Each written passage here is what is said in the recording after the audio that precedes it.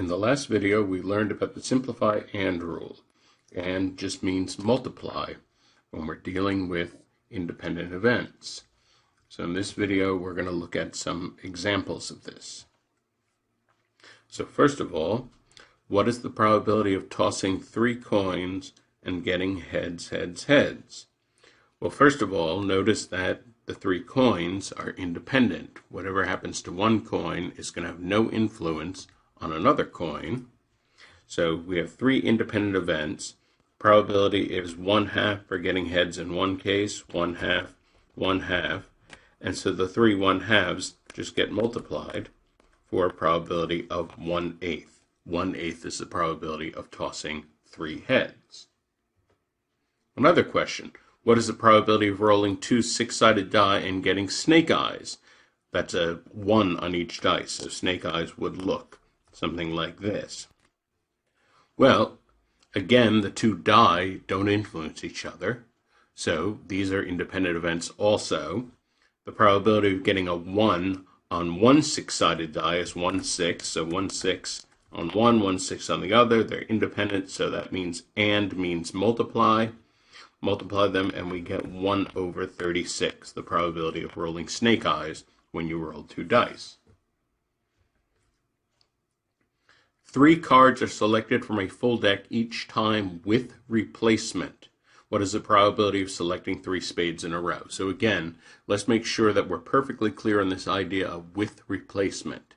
What that means is I shuffle the deck, I pull a card out, I look at it, then I put that card back in the deck, shuffle it again, so that the second card I pick is being picked from a full shuffled deck. There are 52 cards when I make the second pick.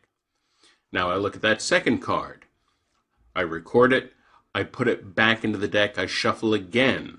So now when I pick the third choice, I'm also picking from a full deck of 52 cards, a full shuffled deck. So all 3 cards are picked from exactly the same conditions, a full shuffled 52 card deck. That's what's going on with replacement.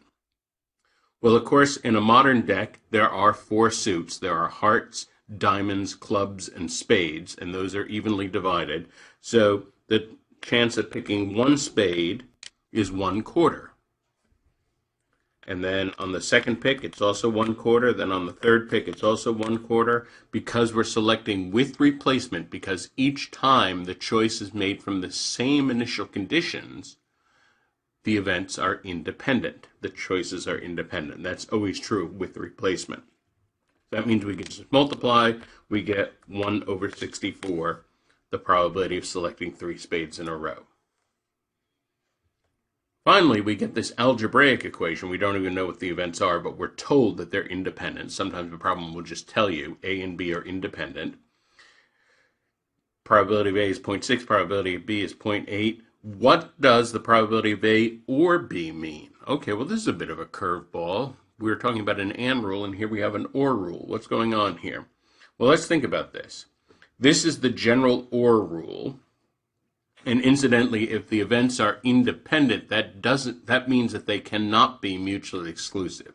If events are mutually exclusive, they're definitely having an effect on one another, because if one happens, it prevents the other from happening. So that is definitely a very different case from independent. If they're independent, they're not mutually exclusive. We need to use the generalized and rule. So let's think about this. We know the probability of A, we know the probability of B. Probability of A and B, well, we can get that because the events are independent. We can get this by multiplying. That would be 0.6 times 0.8. The probability of A and B would be the probability of A times the probability of B. 0.6 times 0.8 is 0.48. So now we know all 3 terms. So now we can say we have 0.6 plus 0.8 minus 0.48. So this is 1.4 minus 0.48, and this winds up being 0.92, which is the probability of A or B.